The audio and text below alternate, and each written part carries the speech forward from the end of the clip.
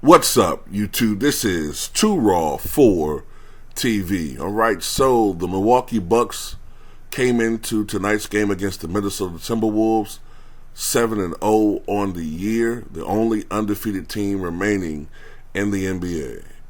The Minnesota Timberwolves had received a lot of attention coming into this season after the acquisition of Rudy Gobert from the Utah Jazz. They gave up a lot to get Rudy Gobert, as if he was the reincarnation of goddamn Bill Russell. And of course, as we are seeing, he is not and never will be anyone confused with Bill Russell.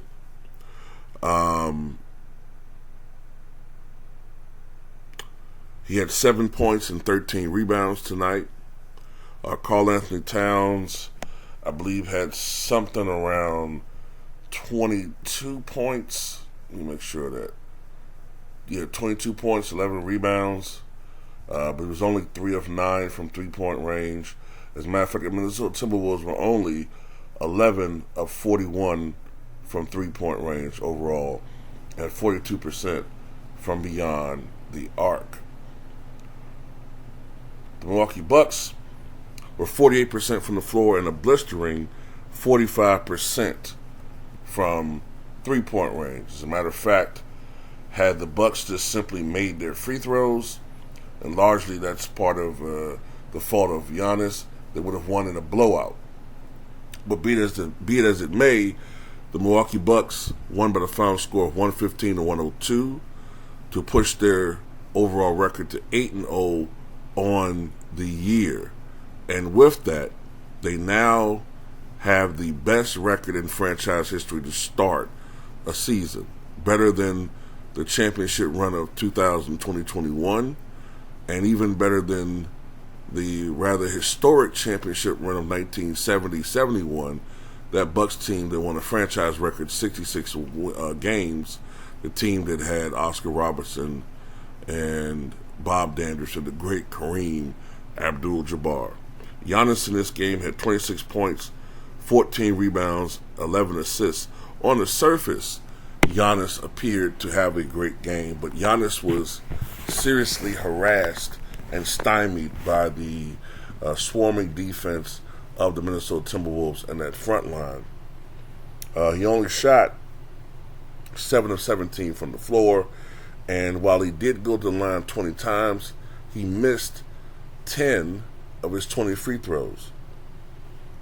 He did hit 2 of 4 from beyond range, from three-point range.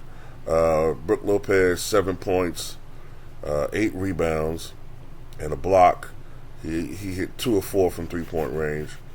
Jrue Holiday, after starting the first 4 games of this season terrible, averaging only 14 points on 31% shooting, Jrue Holiday had his, I believe this is his 4th consecutive strong game, 29 points, which was a team high and a game high, to go along with 8 rebounds, 6 assists, and 2 steals. He had a plus-minus of plus 15, which was second on the team behind Giannis's plus 25 and George Allen's plus 25. George Allen,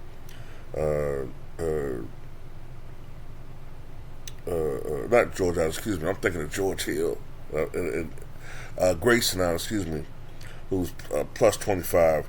Grayson Allen was 3 of 5 from the floor, 2 of 3 from three-point range, and 2 of 2 from the free throw line, going along with 5 rebounds, 2 assists, and 2 steals. Javon Carter had 6 points.